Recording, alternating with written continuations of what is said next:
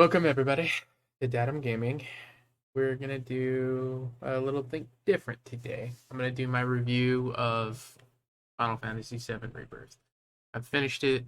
A lot of people asked me what I thought because it was so hype, and a lot of the podcasts have been kind of centric to it. So we're just gonna go through it, and I thought, nothing better to be in the background than all the boss fights. um, So I'm just gonna let these kind of play in the background while we talk about it. Go find some stuff. So I'm gonna break it up into a couple pieces. The first part, of course, will be spoiler free. Um, this was a cool last fight. But so we'll just start from the beginning, right? This is the second game in the series out of what we know to be three. Potentially, there could be more. I'll probably end it at three, but we'll see. Um, Overall, this game was incredible from start to finish. It filled me with nostalgia, with love. Um, all the little nuances in it were so thoughtfully put in. Um, Nothing felt token to me. Nothing felt forced or rushed. Everything was earned, and I think that's going to be a recurring theme for this. And I think that's why a lot of people may or may not have liked it as much as I did. There are a lot of things in this that build. They build over time. They build from the first game to the second game. They're also building into the third game, which to me is incredible because it makes each of those story points more impactful. It makes everything more insightful and incredible as long as you give it the time for it to be what it needs to be. Um, some of the negative reviews I've read, some of the negative responses I've heard, some of the things I've heard people complain about, um, a lot of it comes and it stems from what I believe people not having patience anymore. And that's a gaming community issue we have is everything needs to be instantaneous. It just needs to be gratuitous. Like I just need it. I need it now. I have to consume it now. I can't wait anymore. I need it. And if I don't have it today, if it's not perfect right now, then it's pointless. It's worthless, right? Um and I understand that to some degree, but at the same token, when you're playing an RPG, when you're playing a game like this, right? We want that to be more. Or I've always wanted that to be more. And it's why some of my favorite series are ones that build upon that prospect of, yes, you have an incredible story and you have an incredible amount of things happening, but building into the next game in a meaningful way, right? I I applaud that. I think overall Nomura took a lot of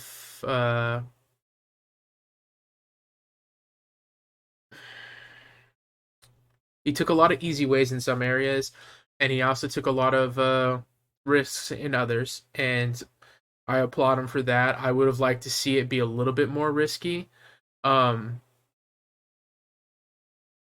but again, I think they're trying to toe this line, right? Where they have Generals fans on one side and hardcore fans on the other, right? And they're trying to walk down the middle where they're pleasing both. And there's times where I feel like the some of the story choices pretend perhaps leaned more towards trying to appease to both sides instead of just kind of leaning in one direction either way.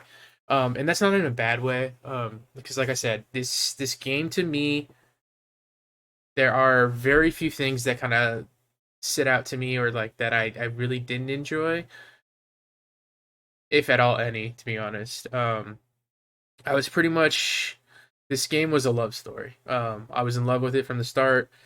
I explored every nook and cranny. It took me 115 hours to beat. I did every side quest up till Gilgamesh. Because when I finally got to Gilgamesh, I just got to that point where I had to beat the game. Honestly, I just had to get to the end because I needed to see it.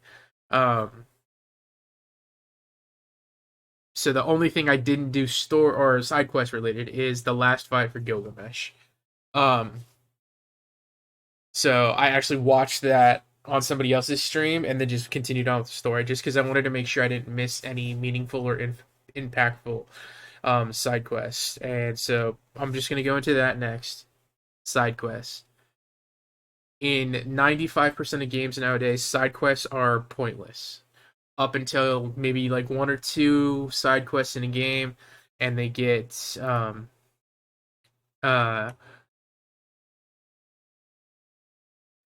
you know, they get somewhat related to the story. The side questions in this game are all extremely meaningful and impactful because they either play into one of your party members' backstory or something that correlates to their story, or it correlates directly to how he's trying to tell this tale of time divergence and different timelines and all these different things. Um, Gilgamesh is a great one for that because Gilgamesh's story is he has the ability to transcend universes and dimensions, and that's built into the Final Fantasy lore forever. Bart exiles him to a different dimension in his fight, and I believe it's in five. Is that in five or four? I can't remember. But yeah, so when Bart banishes him, um, Gilgamesh goes on this ever-ending journey. So essentially, Gilgamesh in every single iteration of Final Fantasy is the exact same Gilgamesh from the original Final Fantasy V. And in this version of Gilgamesh, we get a Gilgamesh that is confused because he's lost parts of his memory and parts of his Genji armor, because he's being sent into different dimensions. Now, this is extremely important to the story because it is how he's trying to tell the Final Fantasy story. Is Aerith is not from this universe. This is confirmed through this game and the original game, right? The thing we didn't know is if Sephiroth was from a different universe. So now we have confirmation. All right, this is going to be filled with spoilers, and I apologize. This isn't the review for you to watch if you didn't want any spoilers on it. But Sephiroth and Aerith are sort of towing this battle, and this is the over-ending theme to the game. Is Sephiroth is now beyond just a stationary villain. Okay, he's just not a guy in the universe that's trying to end the world. Sephiroth is now a malignant force that has infected the live stream. He doesn't exist in one place at one time. He exists through all time and space now because he is in the live stream. Aerith is also in the live stream and in the same way. What they use is her white materia to represent her soul, essentially, and her life essence. And a huge part of this game is that the Aerith during the game no longer has her holy materia, which is now clear. And she doesn't know why, but she's also lost part of her memories because when she went on the divergent path in the original game, she alters her destiny and it removes her from the live stream. So she's no longer able to manipulate, quote unquote, the timeline. This is a huge point in this game because there's a part in the story. All right, well, hold on. I'll get back into that. But anyways, so the side quests are meaningful. Every single side quest was fun. Some of them are stupid, right? Some of them are just to build lore, build story, like the story with Johnny and his hotel and all that other stuff. But it also builds into a couple different things as well. Like they kind of diverge into it. A huge part of the side quests kind of become summoning aspects. And so they've expanded upon that because Chadley actually gets expanded on in this game as well, where Chadley actually has the ability to detect alterations in the time continuance, essentially. He can see time warps, he can detect rips in time. And so he's not like developing materia as much as he's pulling out powerful entities from different timelines, right? So you get Leviathan. Well, Leviathan, I believe, is a DLC. But so you get, Alpha. Oh my god, you get so many guys. each one is a different or a divergent version of themselves. So the summon list isn't just Phoenix, Titan. They're there, but they're different versions of themselves, right? So each one actually represents a version of an existing summon in a different game. And that's like a cool little kickback to what he's trying to do, where he's kind of bridging all of the Final Fantasies together. And that's to me what I loved about the side quests is because each one now obviously they're it's very formulaic, which people automatically as soon as you have a formula to it they complain, right? And that's a huge problem because of um Assassin's Creeds and Far Cry's and all these games where they're just super formulaic, and it's just you transpose the game package, you put a new character in it, and you resell it for a bunch of money. This is not that, okay? It's formulaic to the point of like it's broken down into a list so that you know exactly what you need to do. The towers in the game aren't like Assassin's Creed's towers. Those might be the most like token-esque thing to it. It's just it is what it is. You go into it, it kind of does a 360 view. It lets you see the world. And they don't really have bearings on the story, right? You have the kill a harder version of a specific monster, right? Each one, there's an alpha monster, there's a thing, right? So you have like the Malboro is one. You have all your main major villains or your main major monsters. They've kind of done alpha versions of, and they're harder versions, and then they build into later on in the story to do something else. Um, but each point is extremely meaningful and purposeful in a way that it's if you just rush through the story, I'm sure your experience would be entirely different. You'd miss some of the nuances with the characters, and that's the biggest thing, right? This is where this game just goes into outer space, right? It's not just a normal game anymore. Every single character in this game is so important. They're so thought out and fleshed out, and they're built upon themselves. They're so meaningful to each other. It really like this is what Final Fantasy 15 tried to do but couldn't because we don't care about any of those characters because it was so rushed and they removed so much. You care about every single character. You care about Cloud, you care about Barrett, you care about Tifa, Aerith, Nanaki, Red 13 for other people, right? His name is Nanaki, okay? They make a huge part in that. It's actually secretly one of my favorite moments in this game is there's a point where Barrett stops referring to him as Red and like fighting against him and actually calls him Nanaki. Like it gave me goosies. Like I just loved that moment because it was extremely wow, whoever was playing this part right here got bodied by Genova. um, it's just important because in the original game, you never refer to him as Nanaki. He's always Red 13. And obviously, like when I did subsequent, I don't know why I can't say that word. For every playthrough I did beyond the first, since I can't say that word right now, I named him Nanaki because you find out after playing it the first time that that's his real name. And Hojo's the one that names him Red 13, which is his designation as an experiment. Um, so to have the party start referring to him as Nanaki is incredible. I loved it. I hope in the third game, where when he starts talking, it just says Nanaki, right, for his subtitle line, instead of it saying Red 13, which it continues doing in the game, which if I had to pick something I didn't like, that's it. The moment he is discovered to be Nanaki, it should just switch over and he should say Nanaki anytime he speaks. Um, because to me, it's kind of like that, like it's like his slave name, right? That's how he was captured. That's what he's referred to as a monster, not as a living being, right?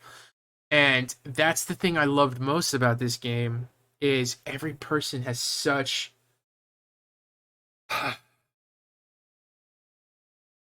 they have such a level of importance. They do their best with Yuffie. I hate Yuffie with a passion because of everything she did in the first game. But even Yuffie comes out and shows out in this game in a really impactful way. Kate Sith, I felt like they did incredible with. I would have liked to see them do a little bit more with Kate Sith, with Reeves, who is the person who's controlling Kate Sith. Um, you do get little bits and pieces, but I mean, at this point, it, I don't know why they're kind of like hiding it because for the most part, most of the general audience, they pretty much know, right? Cape's is a puppet, so they do the they do the show and dance throughout the game where all of Kate Sith's instead of it being like a thing where you think he's alive, they just pretty much go straight out that he's an autonomous machine, he's a robot, right? And then blah blah blah blah blah. When he eventually sacrificed himself, it it actually was like it was a really good scene. I felt like they did it in an amazing way to make it feel extremely emotionally charged. And I actually felt a little twinge, even though I knew, it's a puppet and I know he comes back, right? It still had an impact for it, and I think that's the beauty of this game, and I think that's where this game truly succeeds and soars because it's those little impactful things that definitely make a difference, right? Right here, seeing Barrett in this sailor suit, and then having these little scenes where he just wants to keep getting back into the sailor suit. It's just so I don't know, it's just so extra, but also just so incredibly amazing that it just made everything just, you know, everything built upon itself. And I love that. And I think that's where this game super succeeds is that it continuously makes all these choices super impactful. A lot of things are strategically designed to kind of force you in one direction to the other. And you don't get that unless you really, go through all the side quests. If you explore the world, if you allow all these small little nuanced things to build upon it. The combat is completely upgraded from the first game. Everything flows. It has such fluidity to it that it's like a Devil May Cry action game. Um, it's probably the best ARPG like combat style I've ever played. It's engaging, it's fun, you feel powerful, you feel weak, you struggle based off of an enemy's, type. Um, I really applaud them for taking the first game and like that's the greatest part about it. The first game to me is a 10 out of 10. It's perfect. I loved it. This game is a 10 out of 10. Honestly, to me, it's a 12 out of 10.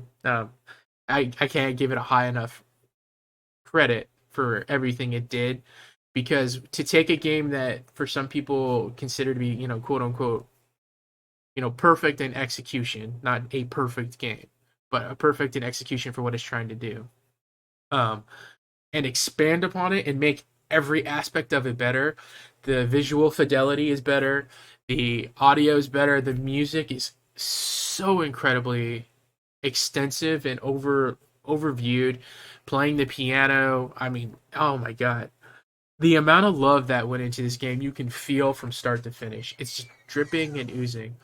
And when you feel that much passion in a project, it it it gets transposed into you. You just feel it. You absorb it through the game. They love every character. They love every detail, right?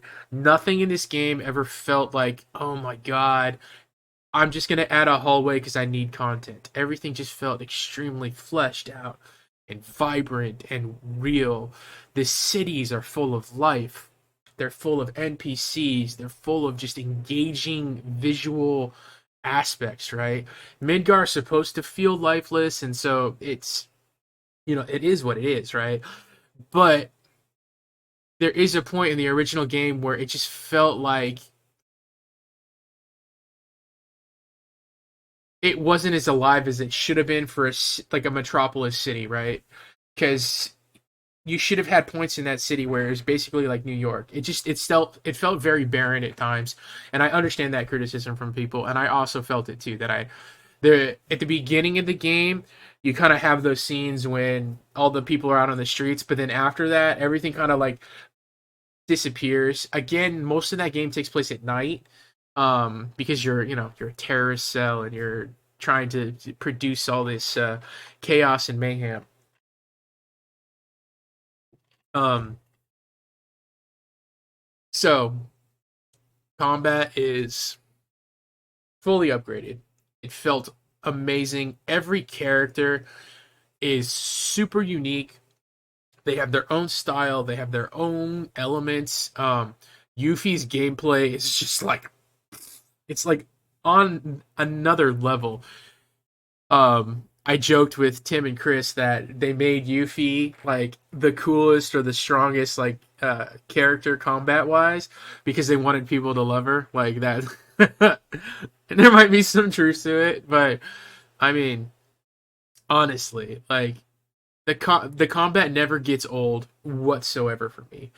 Um, the least favorable like combat moment is on one of the proto relic challenges. You have to play as Aerith and you're fighting cactuars, and it's just a chore because cactuar movement is insane, and Aerith's combat in this is probably she saw the least upgrade out of everyone, but it's really hard to upgrade her character because she only has a staff. Um, they added some cool new abilities that kind of make her really unique. Like they added this one where she kind of like starts shooting laser beams, and it makes her super strong versus aerial units. Um, but again, if I'm fighting aerial units and like I was that worried about it, Barrett is incredible, Yuffie's incredible, and even Cloud. The big issue with the first game is Cloud has zero like arrow mobility. Cloud's all over the place in this one. He is a full fledged anime character, zipping through this, zipping through the air. It's awesome, right? Even the side characters get a ton of story, right? Like Johnny has like this full fledged arc he goes through, um, even more so than the first game. Like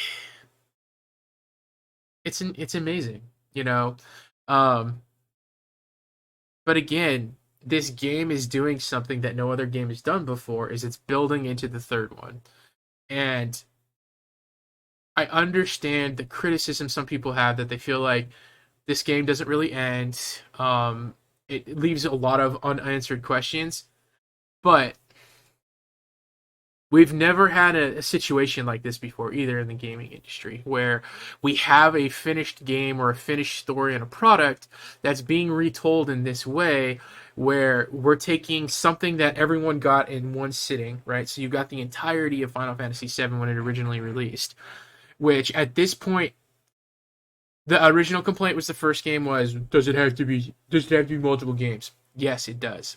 You can see why. This game doesn't even go through, you know, a huge overwhelming portion, but because of how it's fleshed out, and it's not like the side quests are just added for um time sink content. The side quests are meaningful, the world is beautiful, you love exploring it. So at no point did I ever feel overwhelmed by that. Um, so it's like if they had done start to finish, this game would be 10 discs long and like 500 hours. And you're telling me like that? Oh well, that's how it should. I don't know how you can ever say that's how it should have come because maybe they could have put these two games together. I don't know how you can ever say that's how it should have come because that's weird. I wonder why that that unmuted.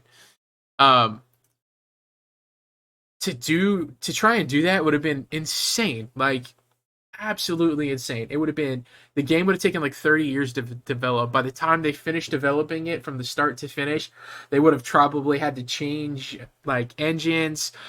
change like the console they were releasing it for. Like, not to say they're not. I'm not gonna say they're not trying to make as much money as possible, but they're also not like purposefully like segmenting content to try and make as much money as possible, or like to extend it out where it doesn't need to be. This game is huge. This is a full-fledged game. You are going to get a ton of time out of it. You're going to get a ton of story. I mean, I think when I looked at it, it's like 22 hours of cutscenes, okay? If you just watch the cutscenes, like, you know, you didn't want to play the game, you didn't want to buy it, you just want to watch the story. It's like 20 it's a literally a 24-hour video, okay? That's how long story wise, right? So just take out all the content in it.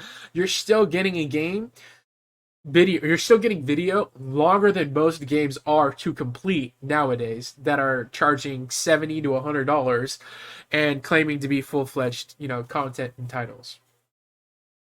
So to like get upset that this got turned into three, I understand that argument, but I also at no point feel like I've now spent $140 on Final Fantasy VII Remake as a series, right? Um, this $140 has had more bang for its buck than almost any title in the past 10 years that I can think of, hands down. My favorite game in the world is The Last of Us. I have bought it way too many times, even though the game's not changed, but I did want to see it on a higher fidelity, like going from PS3 to PS4 to PS5, you know, blah, blah, blah. That game has just been cashed in, right? That game's just we're kind of farming it for cash. We're farming it because people love it.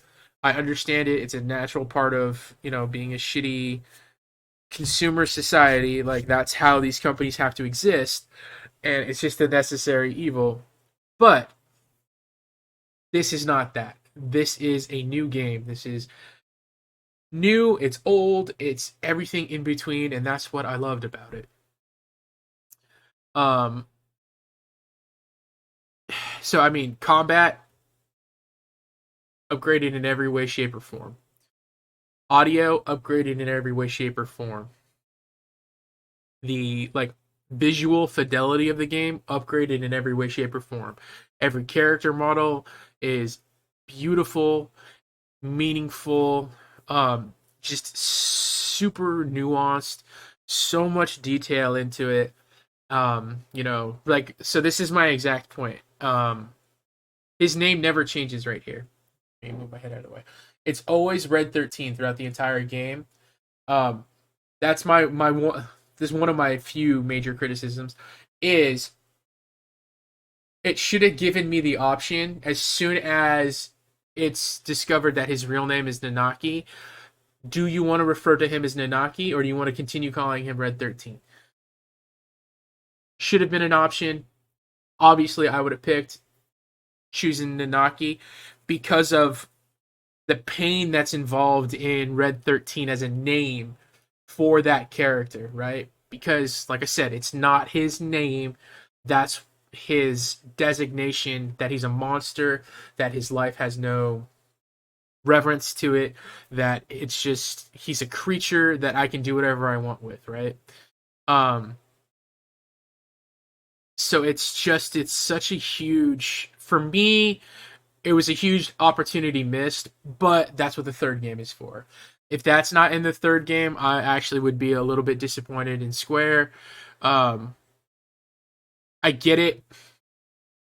No, I don't get it. I don't know why it's such an easy thing. Just change his name. His name needs to be Nunaki. That's his freaking name. Let's get it, okay? Any any person that complains about that, grow up. I don't know. I don't know what to tell you. I have very strong feelings about this. He's secretly one of my favorite. I don't know if he's secretly. He's easily one of my favorite characters in the Final Fantasy series. I love that they expanded on him. I actually wish we spent a little bit more time in Cosmo Canyon. Out of all of the areas, Cosmo Canyon felt like, and I know it's really hard because how it's kind of built or how it's supposed to look, to develop that into something different. They tried to stay away from anything that felt like hallway, hallway, hallway, right? That was a huge criticism in the original game, is that everything through Midgard just feels like you're in hallways, right? Hallway simulator. It's city, it's a metropolis. They weren't expanding on Midgard. That's kind of the one thing I feel like, if I was going to be like beyond hypercritical and just, if I wanted to, write a Kotaku or a, what is it, GameSpot article where I just shit on something, that would have been what I picked. Is that you should have been able to go to every single sector in the original game. Like, it should have been Grand Theft Auto or Cyberpunk. They were trying to tell a distinct story. They didn't have to do that. This game tried to avoid that as much as possible. Every area is just expanded. It's huge. It's massive. Just walking across one area from start to finish, it takes you 15 minutes, right? It takes you a good amount of time. When you get the chocobos, it goes faster, and the chocobos, again, are amazing. You get a bunch of different chocobos where each one has its own ability that kind of unlocks a different version of the areas in the story. Um, but yeah, I mean, I could have spent 10 more hours in Cosmo Canyon doing more things, but they made Cosmo Canyon a kind of like very emotionally charged part of the story, because you find out about the Gi, you find out about Nanaki's backstory. Um, it has a very emotionally charged scene that I won't spoil with Aerith, which is important. I don't. It's basically her. I don't know why I said I'm not going to spoil it. I'm going to be talking about the ending, so no reason not to talk about this. But it's got a scene where essentially Aerith is accepting her fate, where at this point she's resigned herself that she's going to die. And she's just trying to live her best life and have the best relationship she can with each character at this point. Um, but she's just basically like in this mindset that she's going to die. Um, and she's in pain. Like, she's just kind of reclused into herself, and she kind of opens up a little bit. But I mean, it's a it's a beautiful section of the story. Um, Nibelheim is also really good. They did really well with that. Um, Instead of it just being like you kind of show up and then Nibelheim is just like this full functioning city that no one knew existed. Essentially, what happens is Shinra rebuilds Nibelheim and turns it into a Mako poisoning um, medical like center. So people with Mako poisoning go to Nibelheim to get treated. So there's a ton of the black robed men.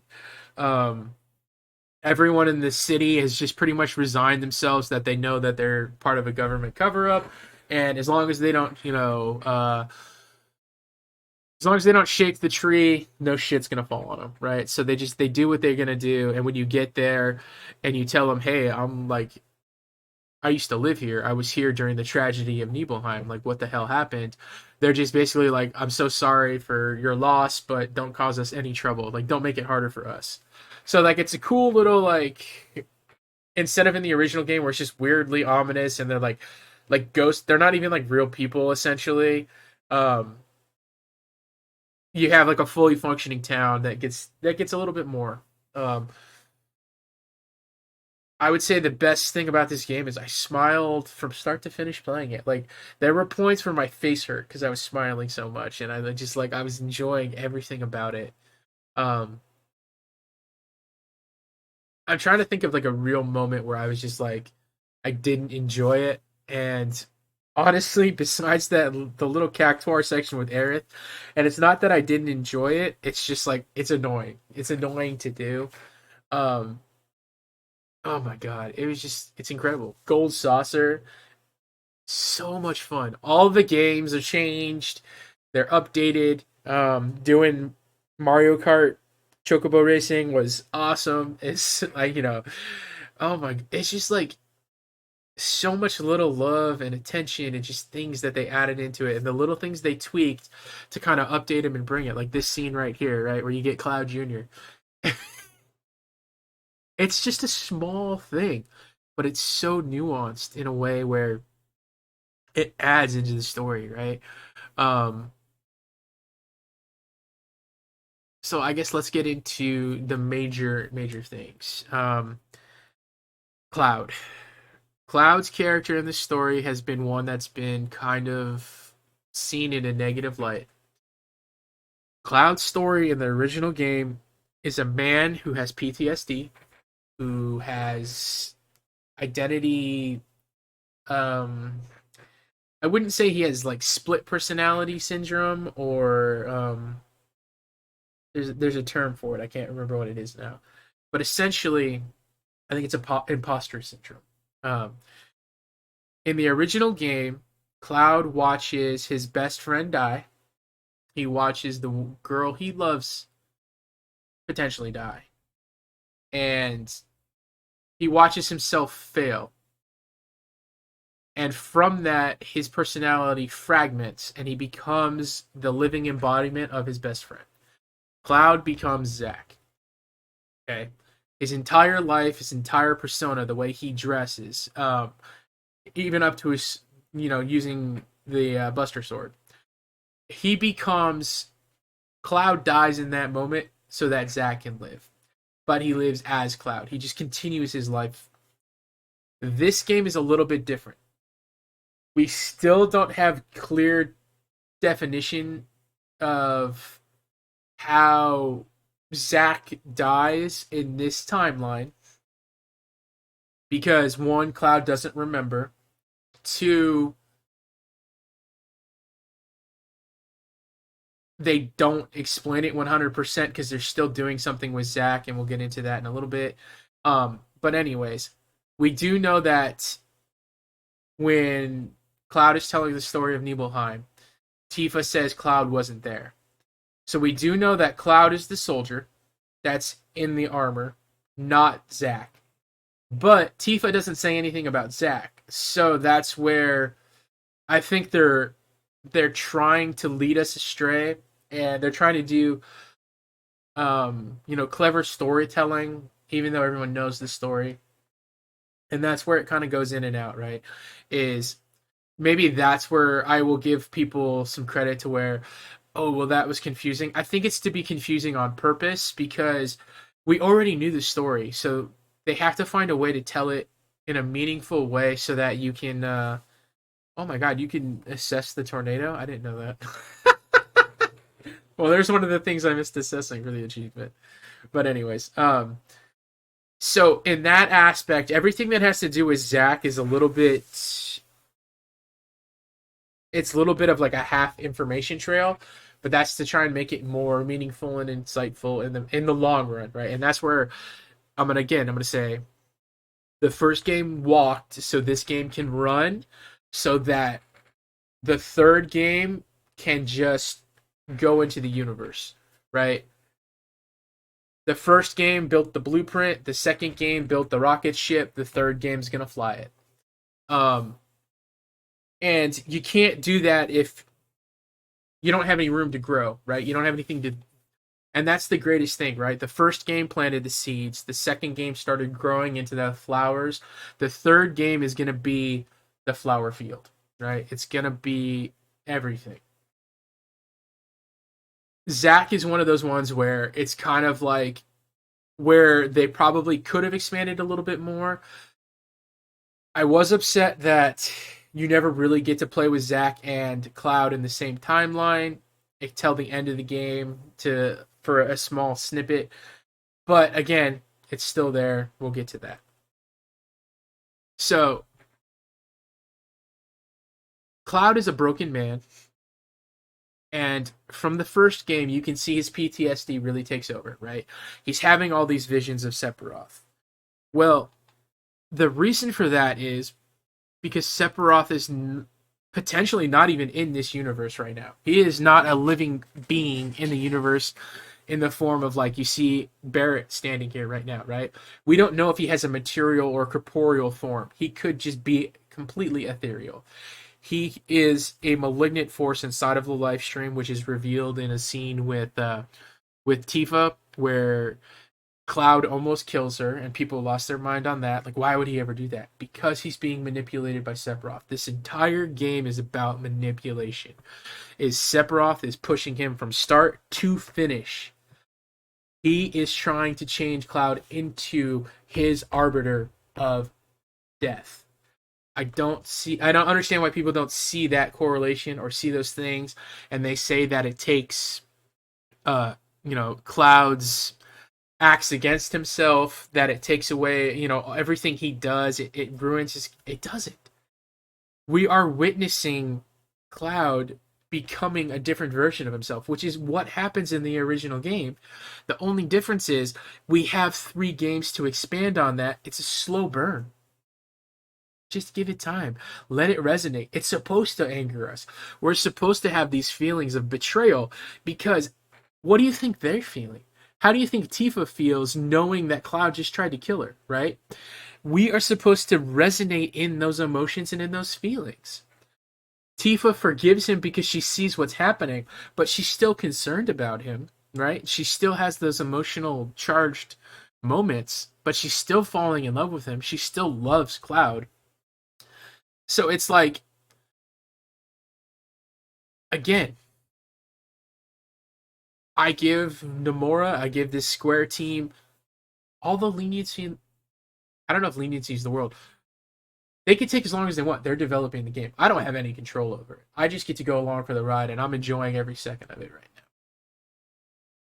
I am not allowing anything of that nature to, like hyperbole my love of the game because of the one little thing that wasn't, perfect or to what I think should have happened, right? Nothing I think should happen should ever have any bearings on this game. I'm enjoying this story. I mean, I had a 2-hour video of all the things I wished happened. A lot of those things didn't. And a lot of those things still could happen. That's what the third game is for. Cloud's character goes through a huge arc in this game from start to finish. And more and more, it is becoming apparent that Cloud is losing himself, right? Sephiroth is gaining control over him through manipulation. He sees him from start to finish. No one else does. They only times Sephiroth is seen by the full party is in very meaningful and impactful ways, where the whispers reappear, where the live stream is coming to effect, or we are seeing Genova cells in the real world. What we are seeing is anyone infected with these Genova cells is now essentially a drone that Sephiroth can manifest himself in at any moment. We see that in a couple different ways, and we'll get to that in a little bit. We're just going over the Cloud. Hey, Cloud Jr. So cute. But it doesn't take anything away from Cloud in his actions. Aerith's character, people felt were kind of reduced, as they should have been. She's resigned herself to die. She understands her purpose. She understands what's happening, and she understands that she doesn't have the autonomy to make massive changes. But what she can do is give Cloud the strength to become the person he needs to save, at this point, a universe. Not just a world, but different fragmenting timelines that all exist and have living beings in them that are being destroyed. We'll get to that in a second. This is a big point in the story, though, or a big tell in the story, is with the ending, which we'll get to when I cover the ending. It says everything that the third game is going to be about in such an impactful way without giving the entire story away. And I think that's the biggest thing, is that they could have given you an ending in this game that didn't leave room for there to be mystery. I love the mystery this game still left. And I don't think it left it in a way, this is for me personally, it could be different from other people. I don't feel like this game left me on a cliffhanger that guy just got dropped off the edge. and now I'm just pissed off, right? This game left me on the edge where I had a ton of questions answered, but I also am yearning for the third game. I want it so bad so that I can continue the story, so I can see where they go with it, so I can see these huge impactful moments get played to their fruition, I should say. Um, Cloud is in that moment. He is essentially building into his villain arc because of how he's being manipulated by Sephiroth. And Sephiroth is so good at it because Cloud is infected with Genova cells. That's a huge point. Almost every soldier is infected with Genova cells. Is basically how they're playing it out, and what we're getting in this story. Um, Side note is the Vincent. You don't get to play as Vincent. He does appear as kind of a guest character very briefly. You do fight against him. Um, but ultimately, he's just kind of a token throw in, which is fine because you don't really get him till the third disc, anyways. Um, and they had so much other stuff to focus on, and I had so many at this point. Like at that point, that's going to be a huge part of the third game. Is who do I use in my party? Which I don't. That's one of the few things I didn't like about this game is that they made the characters so good that I wanted to use them all at all times. I wanted everyone in the party. I wanted to have massive six party like combat because I loved all the characters. I loved the combat style with each one. Having to pick the same three or use the only three, it harkened me back in the day when I loved when I got an RPG where I had 4 people, right? And then when I got to play Lost Odyssey and they gave me a 5-person party, get out of here. That was incredible. Then you have a game like Star Ocean where you get a full, I think it's 7 or 8-person party, and it's insane. Um, so if I had one real big request is that in the third game, they find a way to get away from that 3-party person and find a way to make it where every character can be impactful. Um, and if that means they add 80 enemies to the screen, I'm all for it. Make combat hard, make it extremely chaotic and just overwhelming. It should be. It's combat. It's life and death, right? But allow me to have more than 3 people. Um, I don't know if that'll happen. I think they'll probably stick with a 3-party system. I think that's a big ask or a big take, but I would be all for it. I did like how they were in the background and like they would throw a few combat attacks in, or if you wanted to, you could synergize them into combat where, um, you know, even if I didn't have Barrett in the team, he could show up and do an attack with Cloud, or he could do an attack with Tifa. They did little small things like that. Um, so they're not completely forgotten, but again, not a major criticism, but definitely a major want for me for the third game. So I say that because we're going to be adding 2 more characters: Sid, Vincent. Obviously, uh, having more characters and less options to play them kind of sucks. But yeah, we'll go back to Cloud in a little bit. We'll just go to Sephiroth. Sephiroth's the main villain. Sephiroth is not the villain you expect him to be. He's not a force in the world where he's got a body that is just walking around in the way you would expect him to. It is revealed that Sephiroth is currently in the life stream, actively trying. He's warring with it. The weapons are attacking him. The life stream is attacking him. It is revealed that there are 2 different whispers or arbiters of fate. You have the Black Whispers, which are Sephiroth. So it is revealed that anytime we see a Black Whisper, it's actually Sephiroth trying to alter the timeline, which is a huge, huge part of the first game, right? Every time you see the Whispers, it's Sephiroth actively trying to change something in the timeline. Huge part of the story right here with dying. And then there's the White Arbiters of Fate, which are. This is not fully revealed. They could be Aerith, or they are just the live stream. One of the 2. But that's revealed in a scene where Tifa falls into the life stream when Cloud tries to kill her, and a weapon protects her. Jonah, what is it? Jonah and the whale. The weapon um, swallows her, and so she's inside of living active materia. And going through the live stream where it's revealing that something huge is happening within the planet.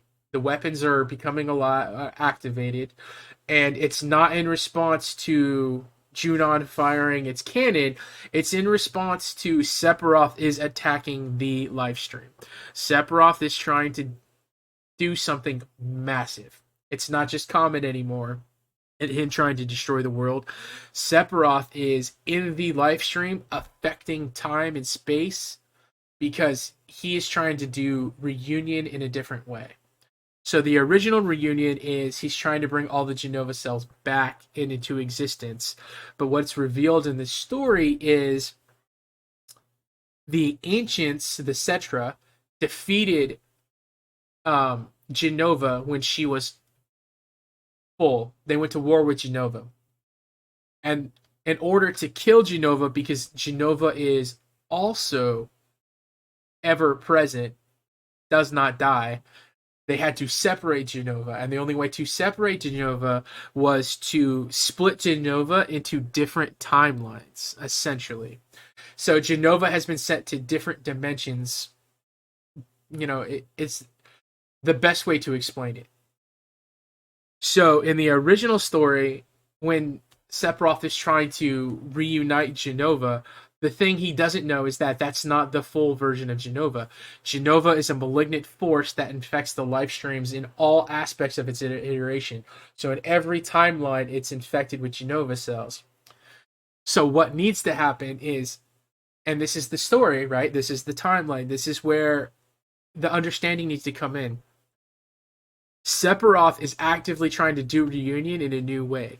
Sephiroth is trying to bring all timelines, all dimensions, all iterations, all versions of this universe of the live stream together into one so that he can actually bring Genova back to its 100% full just iteration, right? To bring it back into existence in its full power, which is what didn't happen in the first game. In the first game, Sephiroth is killed, the Genova cells are absorbed back into the life stream, where he still exists because he has so much animosity and hatred and vengeance inside of him, essentially, that he is now fighting a different war. And it's not against Cloud and the team, it's not to get it's not to get Comet. And I think that's where the misnomer comes from, or where the game takes its hugest divergence from the original game. And that's where I think people are finding maybe the most confusion with it, because Sephiroth's goal is not the black materia and Comet to destroy the world.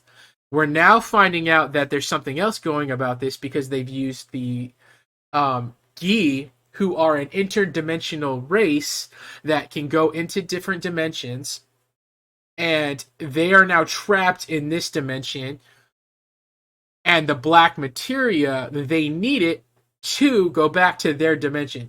So now what we're finding out is the black materia is not going to summon Comet. It's most likely going to be used to bridge the gap or open the portal to multiple dimensions so that Sephiroth can bring all worlds into convergence. And once that happens, Genova will be back at full force.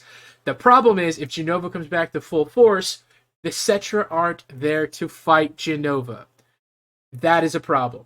That is the villain. That is the story arc for Sephiroth. If you didn't understand that, if it didn't get explained, I'm trying to explain it to you right now. Okay? That is how this story is developing. Sephiroth is not a autonomous character in the way where he's just the villain we're going to fight. Sephiroth is now a malignant force that has infected the live stream, that is at war with not just the world, but this universe in its entirety. His goal is to have convergence, to have rebirth, to have reunion.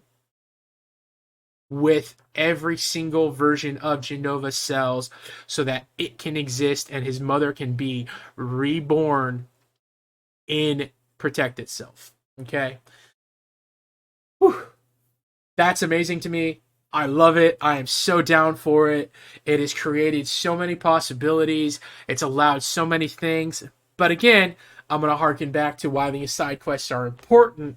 That's important because of what? That's important because of Yojimbo. He is an interdimensional being that exists in every dimension, and he is fighting on multiple levels.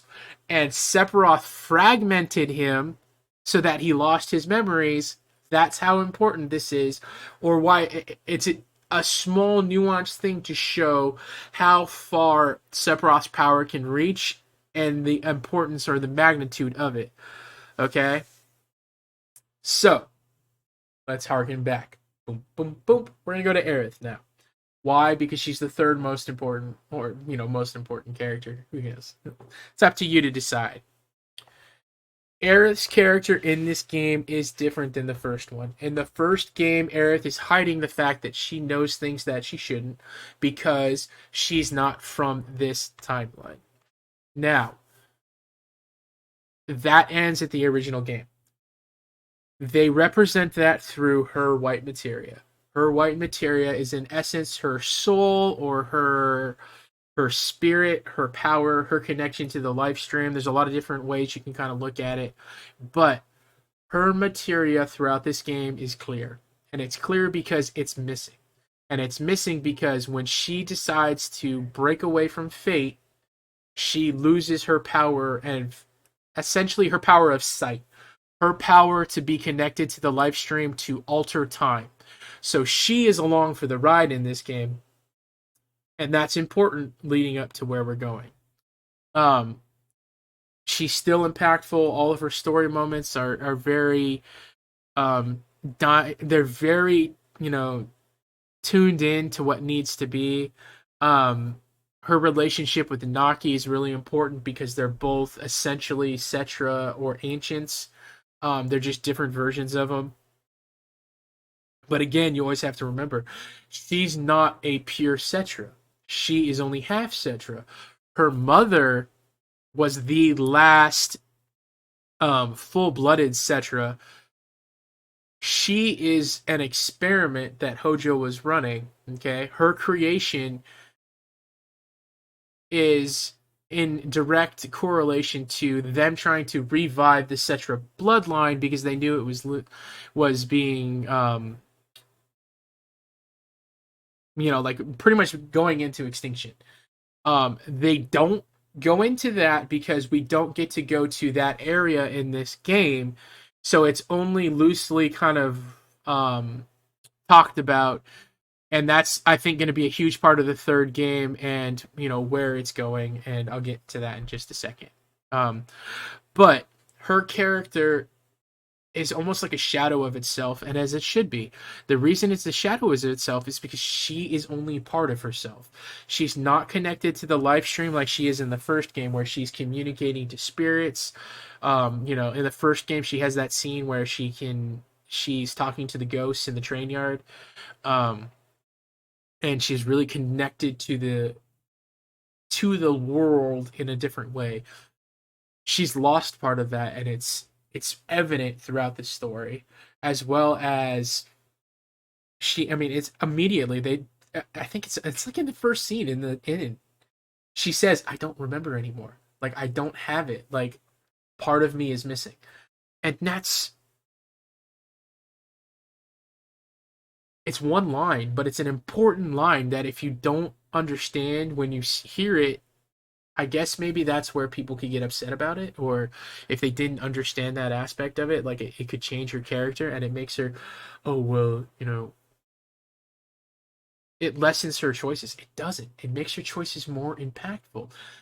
It's why that scene in Cosmo Canyon is so important, because in that scene in Cosmo Canyon, she's essentially saying, I'm okay with dying again. I understand that it needs to happen because this is who Cloud needs to become. I forgive you. Like, it's, oh my god. It's so important. It's so impactful. And it's so beautifully told. So let's fast forward a little bit to the end of the game. Cloud and Aerith go on their adventure together. And what happens is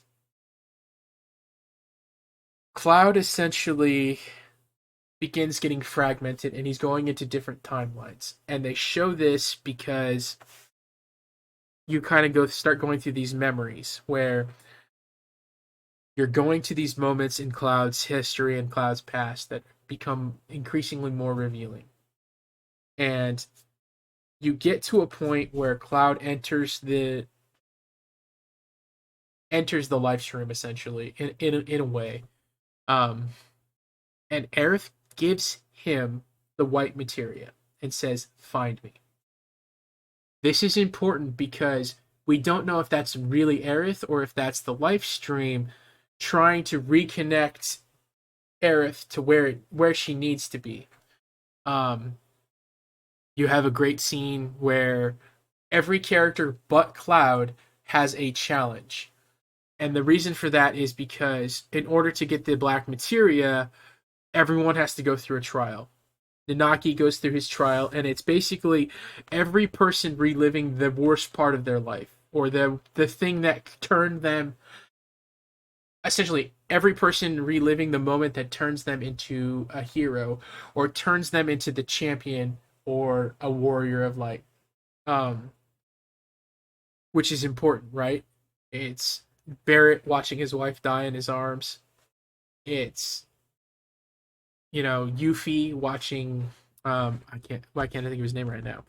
But he dies in his arm, and that's a huge part of the DLC in the original game.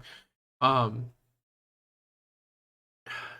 it's Nanaki being tattooed and being turned into Red 13.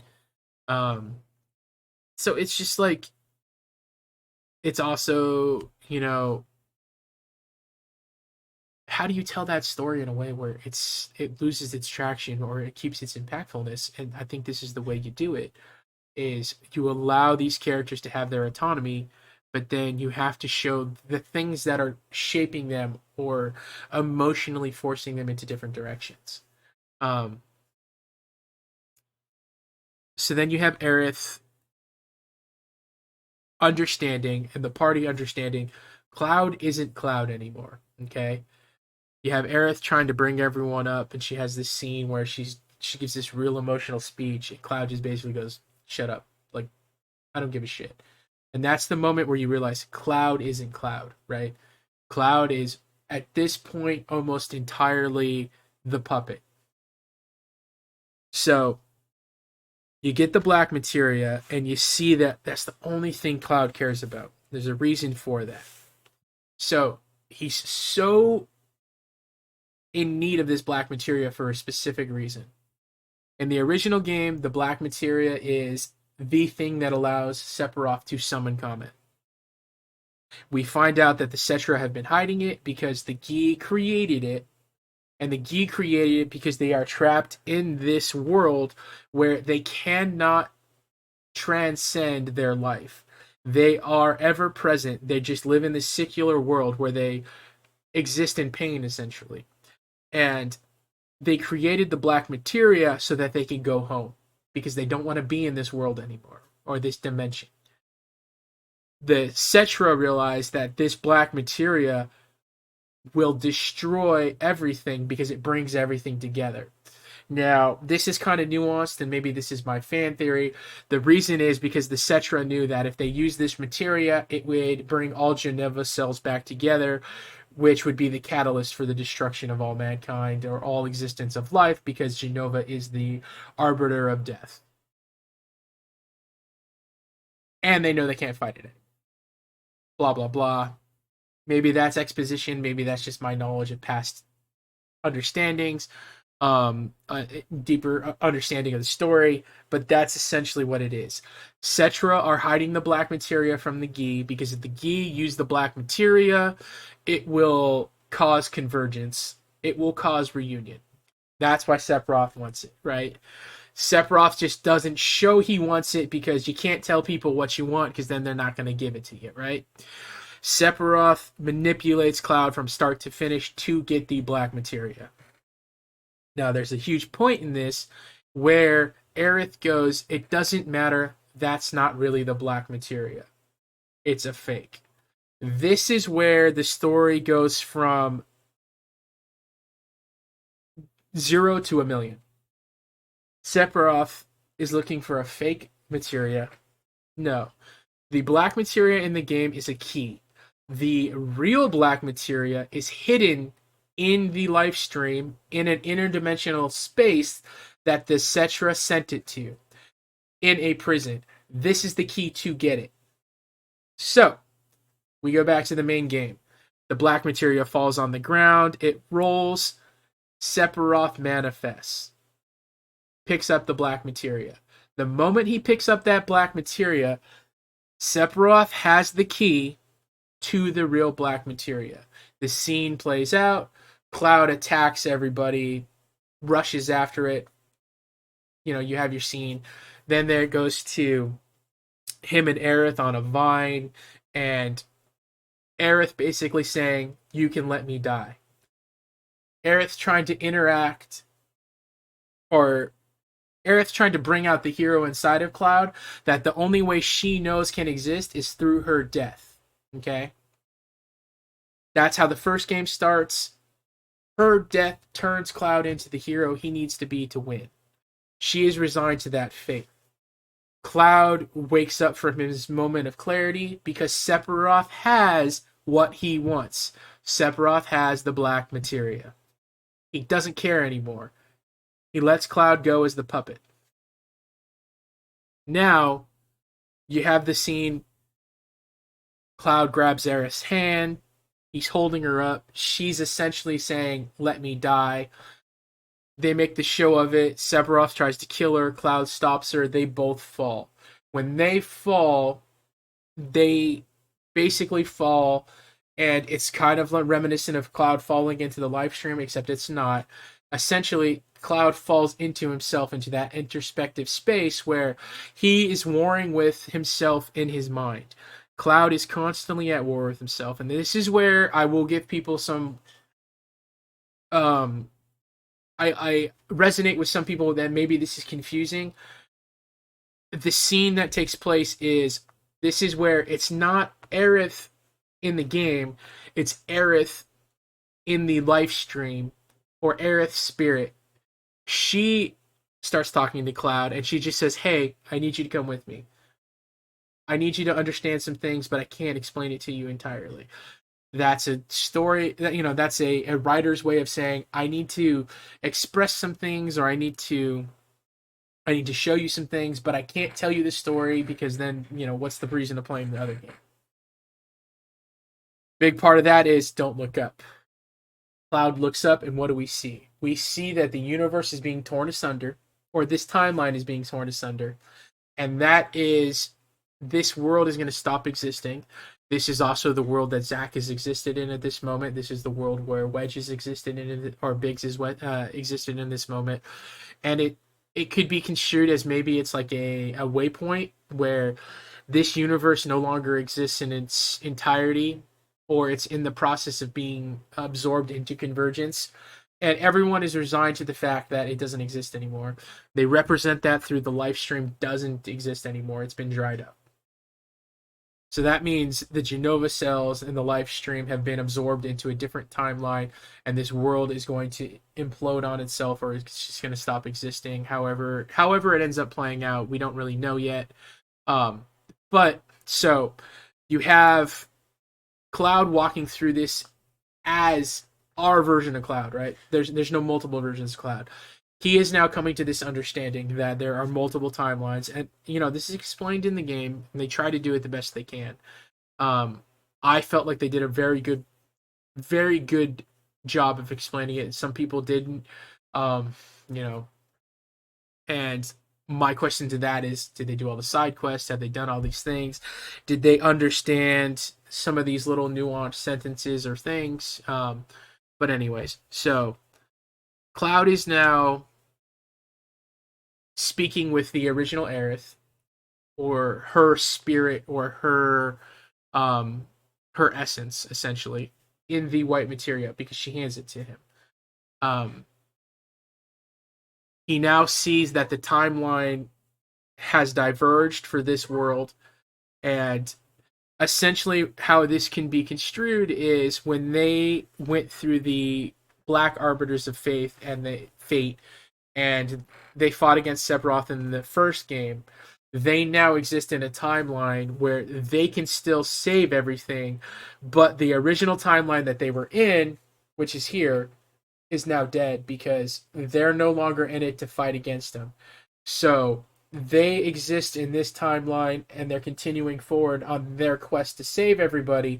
But that original timeline, that's the timeline where Big still exists. The world is about to die. This is also the timeline where Zack exists um, at this particular moment. And you're getting a different version of everything. And that's interesting, or it's okay. Or I should say, that's not true. Okay, so that timeline ceases to exist in its iteration to that moment. Biggs actually gets sent to a different timeline. So okay, this is where I understand that people are confused, but it's the way you understand it or the way you let the game explain it. And the game explains it as the White Whispers take Biggs to that timeline, and they take Zack to that timeline because they are important for some reason. We just don't know what yet. Um, so while she's explaining to Cloud that, listen, these timelines have changed and they exist at the same time, and the people inside them are alive and they're going to die, he doesn't have the ability to change their timeline. He's just seeing that they exist. But what it's saying is each of these iterations are the life stream in a war with itself, or in a war with something, and it's in a war with Genova cells. So that's where it comes back to what really is resurrection, what is really reunion, what is really rebirth.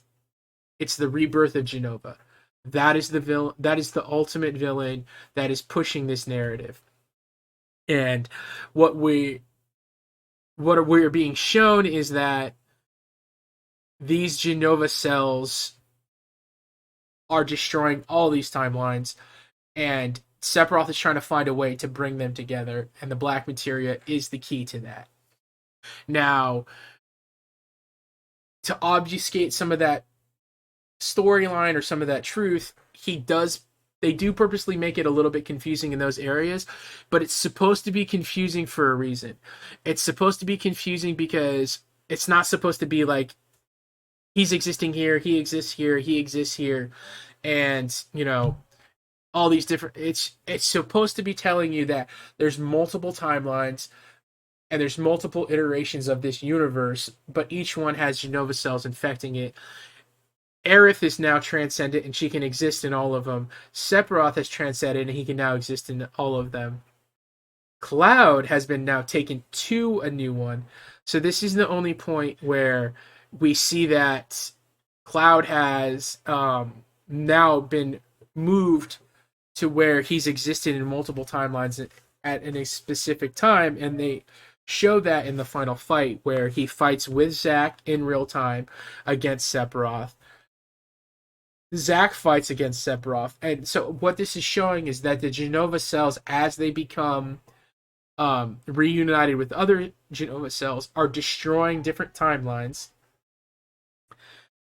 And once the Genova cells are removed or reunion has happened in that timeline ceases to exist, is what I've come to understand based off what they showed. And that is Zack, in that timeline that he exists with Biggs, doesn't exist anymore. It was destroyed when those Genova cells came together or were destroyed, as Cloud in the final fight is fighting against his timeline's Genova cells. Zack's fighting against, in that exact moment, Zack and Aerith are fighting against that timeline's de novo cells to try and destroy it. Um, and during that fight, Zack gets hooked up with Cloud. You get to fight together. You destroy the Genova cells, but Zack doesn't get sent back to his timeline. You see him kind of going through the wormhole, and he gets sent to a new one. And where he gets sent to is still the church, and you're also seeing in that church those flowers. That is like an anchor point, is the best way to put it.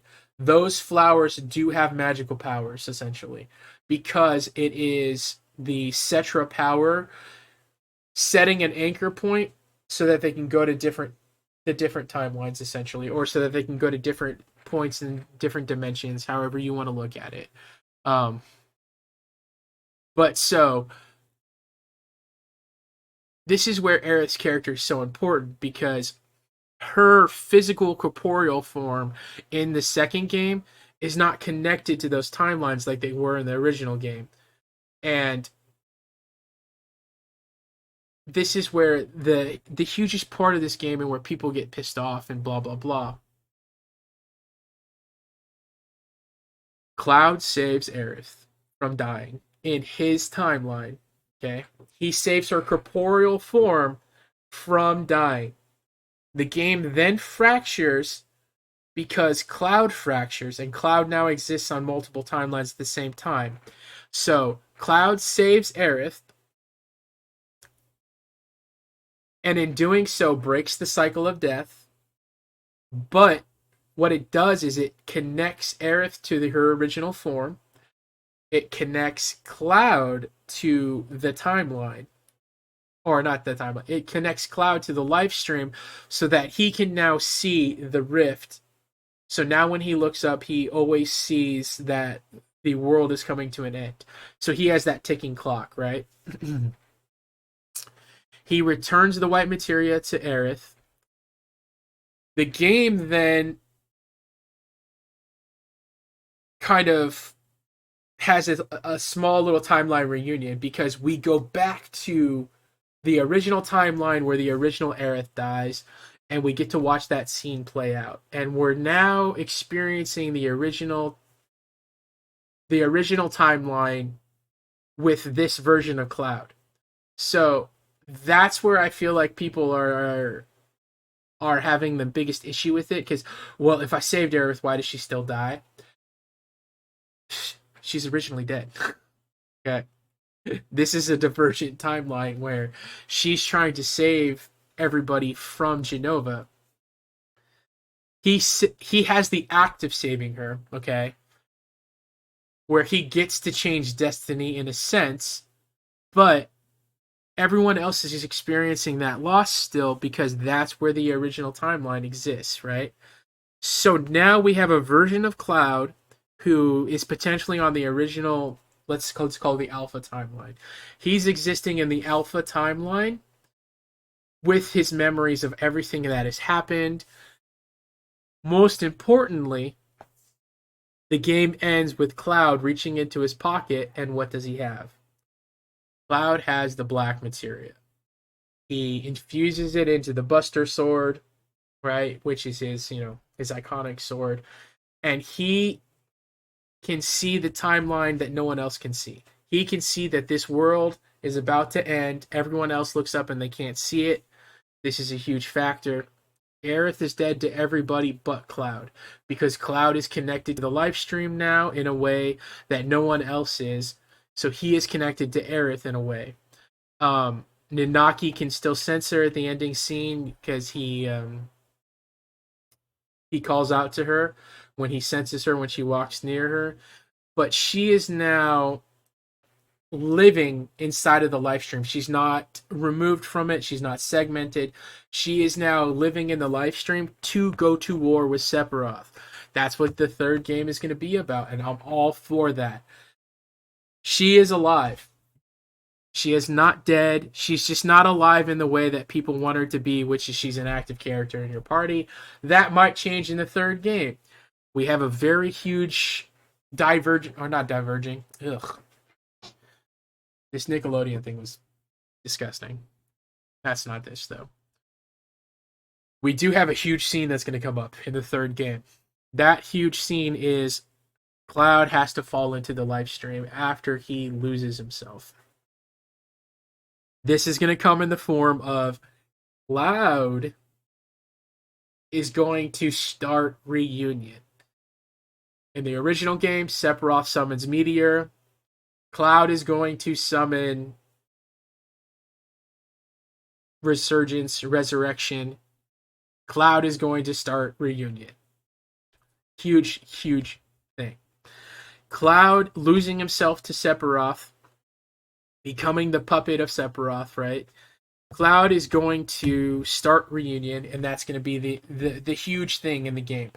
Cloud giving up after he realizes he's not only doomed his world, he's doomed every single timeline.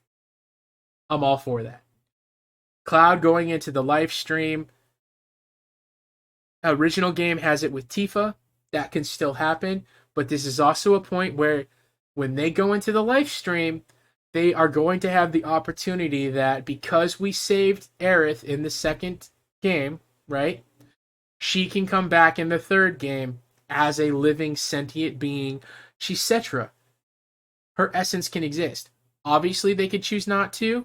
I feel like this is where that line I was talking about, where you have the casual and you have the hardcore, this is where I want them to go in the other direction. I want them to bring her back fully. I want them to bring Zack back fully. And again, this is teased in the third thing where Zack says, we have the opportunity to meet again. Because now Zack exists, potentially he exists in a live stream in a way where he's kind of like in the same vein of Aerith now. But we don't know. That will be something to say. I don't know if Biggs is going to exist like that anymore. But he could, right? Because he was saved by the Arbiters, and so there's a huge point in this. Wedge is not. Wedge is killed by the Black Arbiters. He's thrown off of the tower. He's thrown off of Shinra Tower and killed.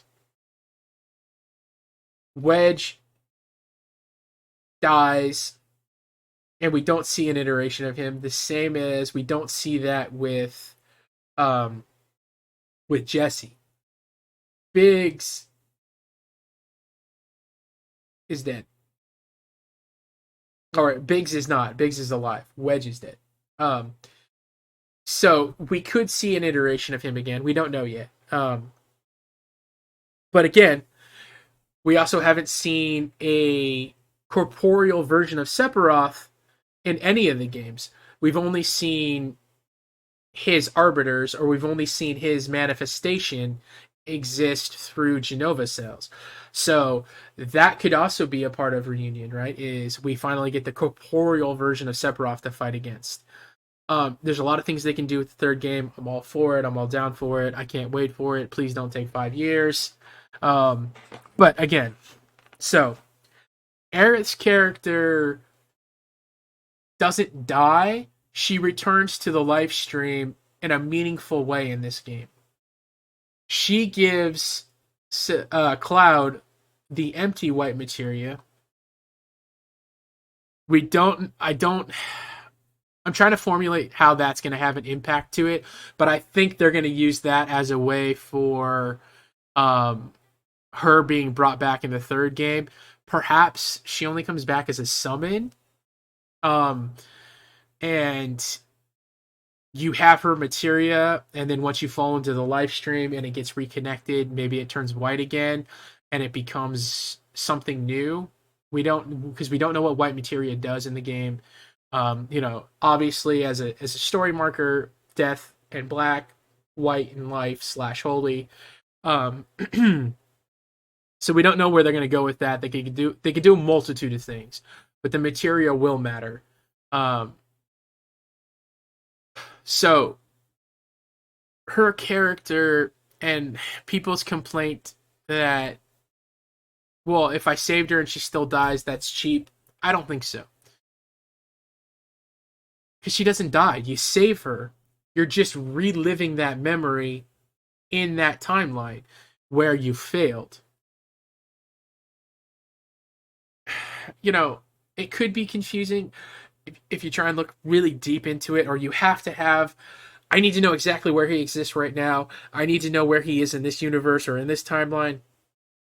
I need to know, like, I have to have exact point A to point B to point. Like, I need to know exactly where he is on this timeline. I don't need to know that. All I need to know is that where this cloud is existing right now, he has the memories of the past, he has the memories of his timeline, and he's existing in a way where he is autonomous to the story as he is. Being a puppet of Sephiroth, having the black materia, so he has the ability to start reunion. More importantly, he's also got the clear materia right now. I'm just going to refer to it as clear materia. Um, and we don't know its importance or its significance yet. That's what the ending's supposed to be. We're not supposed to know. Sorry, there's a third game. You knew that coming in. If that upsets you, I feel for you, but I also, what were you expecting? Were you expecting them to end this game with you killing Sephiroth? Um, were you? I guess you could have had the expectations that in that ending scenes, she's sitting next to you in the field, and you're going to fight the end. She's there. She's with you. She's just not corporeally with you. She doesn't have a physical body because she's in the live stream, and that's where she needs to be. She needs to be in the live stream fighting Sephiroth because Sephiroth is winning. The live stream cannot defend it herself right now. The weapons are failing. You have the weapons fighting against Sephiroth, and it appears he is winning. She is where she needs to be, fighting Sephiroth in the live stream. Hugely, hugely important. Whew. Okay. Tifa upgraded. Tifa's storyline, she gets pulled into the live stream, so she falls into it early. The only difference is she isn't being affected by it because she's inside of the materia, the living weapon. So the weapon has swallowed her, so she's not swimming in the live stream. And this is a huge, huge, huge, huge important aspect of it. Because in the third game, when Cloud and Tifa fall into the live stream, they will be inside of the live stream, not just inside of Mako. That is important. But that's how they use the story to be divulged to some degree, and it's also how they allow her character to have resonance of what the situation is. She sees that Cloud is broken. She sees that Cloud is fractured, and that is important to her character because that's important to her timeline. That's important to her autonomy over justifying Cloud's actions. Justifying that she's watching Cloud break, that this party is watching Cloud break, right? And it's a huge part in the game where they all know Cloud is breaking. He is losing himself. Now, they are using Mako poisoning and soldier syndrome to kind of like degradation. That's what soldier syndrome is, by the way. To explain why Cloud is breaking because they're not seeing the underlying factor. It's revealed to us as an audience that it's Sephiroth, but to the characters, they don't have that understanding because they don't have the outside knowledge. Oh my god, you mean they're telling a story where they're not third-partying or they're not metaing their own characters? Congratulations, that's what I want. They removed Aerith's ability to meta this story because she's no longer connected to the live stream. The third game, guess what? We're gonna get that version of Aerith back, where she is connected. This dude playing this right now is just getting full-bodied. Wow. Alright. I loved this game. As you can tell, I can talk about it with an immense amount of passion because I enjoyed every part of it. I am so down for this journey. I am so down for the third game because I see where they're trying to take this, and I'm all for it.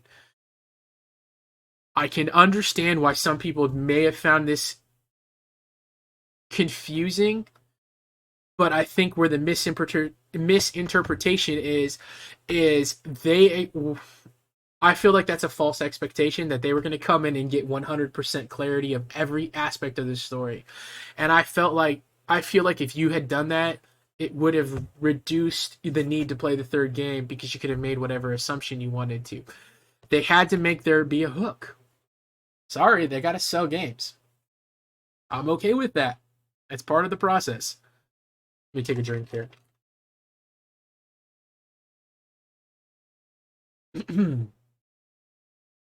Hojo, slow burn, man. They are slow burning this mother so bad. Um, he's in every aspect of this story under the radar, start to finish. He's still, and he's got, again, a lot of this game has a lot of small nuances that are in one or two lines or one or two scenes. Hojo's is another one. Hojo is now fully manipulating everything. He's manipulating the Genova cells. He's manipulating the timeline. He sees the writing on the wall. He's going to be a huge part of the third game, and I'm down for it.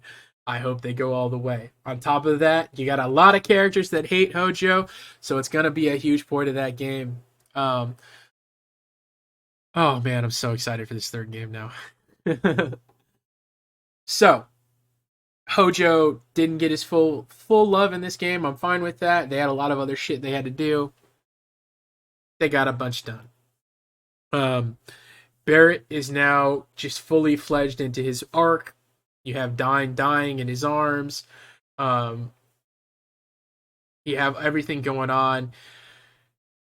You have the third huge part of this third game is going to be Yuffie. It's going to be Yuffie. It's going to be Wutai. It's going to be Deep Ground. Now, this is where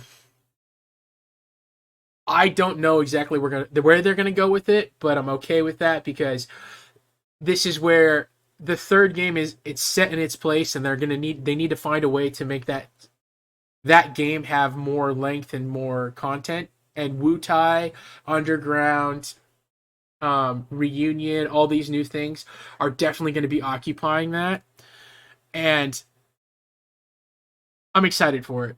I really come to appreciate Yuffie a lot more. They did really good with making her super immature, but also being really relevant to this situation and prevalent to the story, but just slowly piecing her in. They tried to disguise it with a really bright, bubbly, nature and her obsession with materia. Um, but I'm so excited for that whole new area now. Red 13 slash Nanaki, depending on how you refer to him. His name is Nanaki. Let's make it happen. Nanaki's story is fully developed to where he is now. You realize that he's just essentially a 16 or 18-year-old kid living inside of a Cetra body that ages in a different, way than we do. I love how they changed his voice. I was so happy with that. And so he's got his I'm an adult voice. And he's got his super high voice, like his super young. I love it. I'm all for it. Um you have so much happening right now and so much to get. I hope this third game is 200 hours long. Honestly, um I I took my time with this game and it was worth it. And it was worth it because it made all of these small little nuanced things super impactful. Um, and I appreciate that everything wasn't a brick to the face. And I understand that a lot of people need stories to be told that way. You need a brick to the face. I need definition. I need to know 1+1 = 2.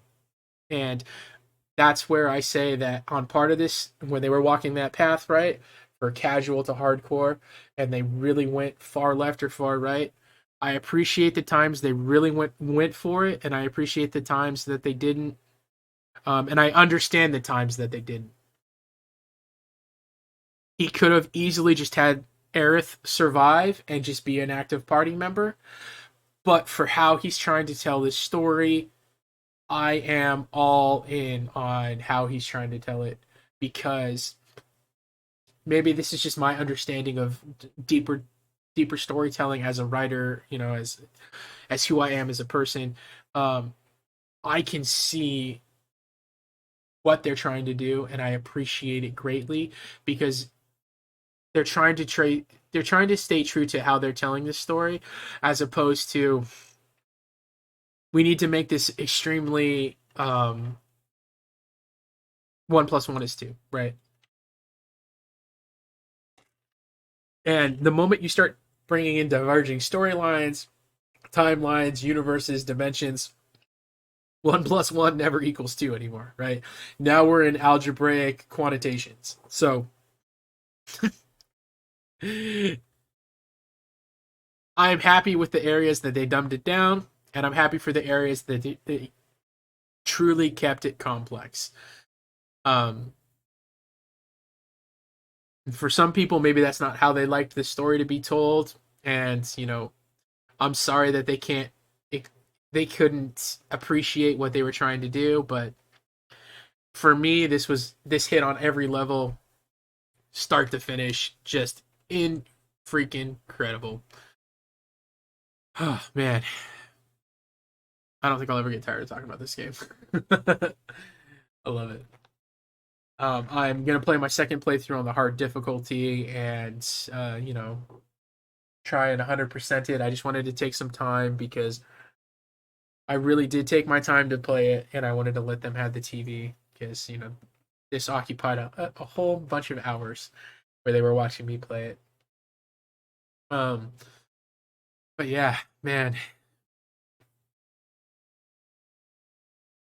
So for me, gameplay 10 out of 10, soundtrack 1 million out of 10. Um, character development, characters, story arcs 100 out of 10. Like, to me, it superseded all of my expectations, and that for me was incredible. To be able to make my love for the original game stronger and my love for the new game stronger, huge success. Um, where I think maybe they failed a little bit, and fail is not the right word. Where I think they stumbled is some of the negative feedback I've read, and I've talked to some people about. Um,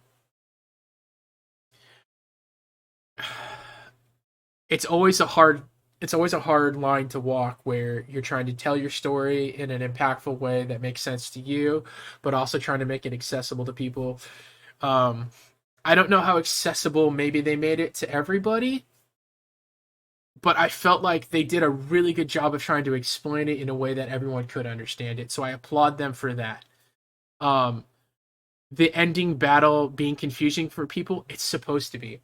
That's my one comment to people, is you're supposed to be confused to some degree, and you're supposed to have more questions, because you want to they needed to have they don't need to sell it. The game's going to sell itself, right? But when you're telling a story, you want to have ways to bring people back in, to draw them in. And that's what the last part of that game is supposed to be. It's supposed to be revealing huge portions of the story, which it did. But it's also supposed to be adding some mystery and some intrigue into it as well. I still have mystery. I still have questions I want answered. I still have questions I need answered. But I also have clear delineation. I have a trajectory and a target, where the story is going, how they're going to be telling that story, what points of the story are they using. To me, they didn't leave anything just out in the open, any question like, oh, I don't know what's happening. I have questions of how they're going to execute story points, but I do know where they're going with the story. I do know who the villain is. I do know how the villain is trying to accomplish his goal, and what he's doing to accomplish it. He is using Cloud, ooh, burped, our main protagonist, as his way to victory. That is awesome. Cloud is being his own, he's a victim of his own success. But I mean, come on. That's amazing, right? To me that's amazing. I don't know, maybe other people didn't like that, and you know, I guess my question would be what could they have done to make you happy if you weren't happy with how this game ended? If you weren't happy on how this game executed, what points were there that didn't hit for you, right? Where did the execution fail? Because it wasn't with gameplay, it wasn't with sound design, character design, it wasn't with, so if you're going to nitpick the story because you needed, what was it that they missed hitting? That's what I want to know from everybody. Um, because how it stands now, I thought it ended beautifully, elegantly, and in a way that left so much intrigue and so much desire, but still fulfilled me in a massive way. I got to save Aerith. That's all I wanted, was to save Aerith. I saved her. Now I get to save her again. And I get to save her by saving everyone. And maybe she never gets to exist again in a corporeal form, okay? Please resign yourself to that effect. She might not ever exist in a corporeal form, but right now Aerith is at war with Sephiroth. She is still in danger of dying because the life stream is in danger of dying, because her essence is in danger of never existing in any aspect again. Her memory may fade forever, but Cloud can stop it. That's what the third game is about. Saving everybody, not just one person, which he did. That's my take on this game. That's my review. Anyone that wants to talk about this, you hit me up. I will talk till I'm blue in the face. I really hope you play this game, and I hope you enjoy it to how you enjoy video games at your pace. Because I took a slow approach. I explored every nook and cranny. I walked through every area. I did 100% of every side quest so that I could get all of those little nuanced informations, like info dumps, little tidbits and things, because I love these characters and I love the time and the passion and the effort they put into this game. And again, if you're going to focus on time delineation, timelines, where people exist in each timeline, you're always going to get confused, because if time exists, right? All time exists in the same moment. How can you ever be in one place at one time, right? Oh man, I love this game. Million out of a million. 10 out of 10, 5 out of 5. Billion stars, every star in the universe. I'm so excited for the third game. So excited for it. But I hope you've enjoyed this video. I hope maybe my explanation helped clarify some things for you. I don't know. Maybe you have a deeper understanding of some of the story now, or maybe some of the things that you missed, or some of the story notes that got skipped over, or you didn't think were as important as they were. Maybe I highlighted those for you. But drop a like, subscribe. Most importantly, do something kind for somebody else. Deuces.